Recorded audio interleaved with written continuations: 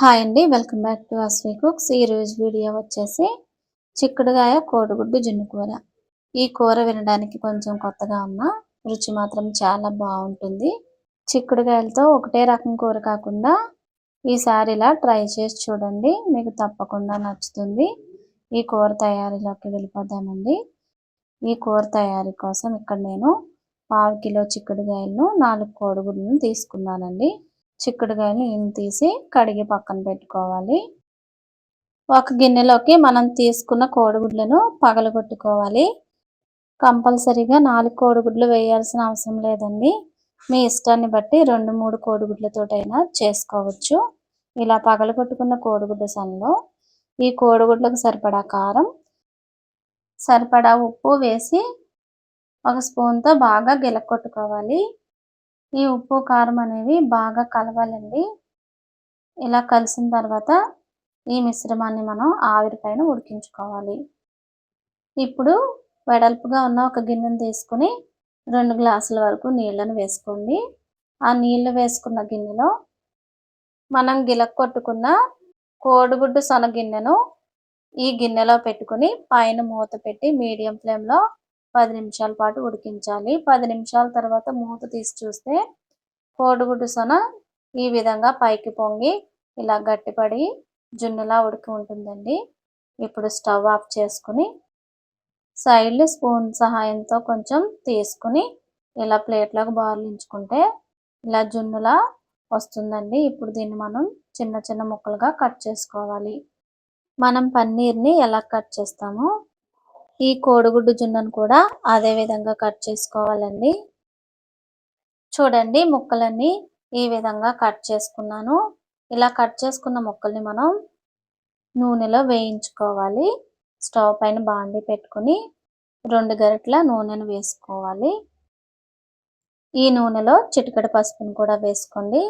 ఇప్పుడు మనం కట్ చేసి పెట్టుకున్న కోడిగుడ్డు జున్ను ముక్కలను వేసుకుని వేయించుకోవాలి.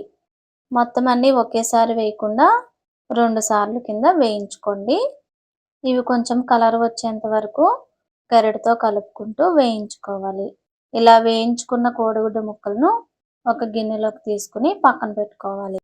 ఇప్పుడు ఇదే బాండీలో మరొక గరిటె నూనెను వేసుకుని 2 సన్నగా తరిగిన ఉల్లిపాయ ముక్కలు, అలాగే 3 పచ్చిమిరపకాయల్ని మధ్యలో కట్ చేసుకుని వేసుకోండి. చిటికెడు పసుపు కూడా వేసుకుని ఈ ఉల్లిపాయలు కొంచెం దోరగా వేగేంత వరకు వేయించుకోవాలి. ఇలా ఉల్లిపాయలు దోరగా వేగిన తర్వాత మనం శుభ్రం చేసుకున్న చిక్కుడుగాయలను కూడా వేసి ఒక 5 నిమిషాల పాటు పచ్చివాసన పోయేంత వరకు వేయించుకోవాలి. ఇలా చిక్కుడుగాయలు వేగిన తర్వాత కూరకు సరిపడా ఉప్పు, 1 టీ స్పూన్ అల్లం వెల్లుల్లి పేస్టు, కూరకు సరిపడా కారాన్ని వేసుకోండి. ఇక్కడ నేను 1 టీ స్పూన్ కారం వేస్తున్నాను. వీటిని కలుపుకుంటూ మరొక నిమిషం పాటు వేయించుకోవాలి. ఇలా చిక్కుడుగాయలు వేగిన తర్వాత ఇప్పుడు ఈ కూరకు సరిపడా నీళ్లను వేసుకోవాలండి. ఈ చిక్కుడుగాయలు మునిగేటట్లుగా నీళ్లను వేసుకోండి. ఇలా నీళ్లు వేసిన తర్వాత మనం ముందుగా వేయించుకున్న కోడిగుడ్డు జున్ను ముక్కలను కూడా ఈ కూరలో వేసుకుని ఉడికించుకోవాలి. ఎవరైనా గెస్ట్ ఇంటికి వచ్చినప్పుడు ఇలా వెరైటీగా చేసి పెట్టండి.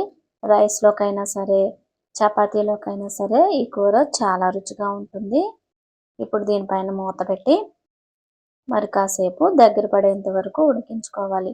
మధ్య మధ్యలో మూత తీసి కలుపుకుంటూ ఉండాలండి.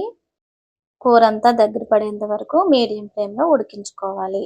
ఈ కూరలో ఇంకా నీరు ఉందండి, ఈ నీరు కూడా ఇంకిపోవాలి. ఇప్పుడు 1/2 స్పూన్ గరం మసాలా పొడి వేసుకుని ఒకసారి కలిపి కూర అంతా దగ్గర పడిన తర్వాత స్టవ్ ఆఫ్ చేసుకుంటే చిక్కుడుగాయ కోడిగుడ్డు జున్ను కూర తయారైనట్టేనండి.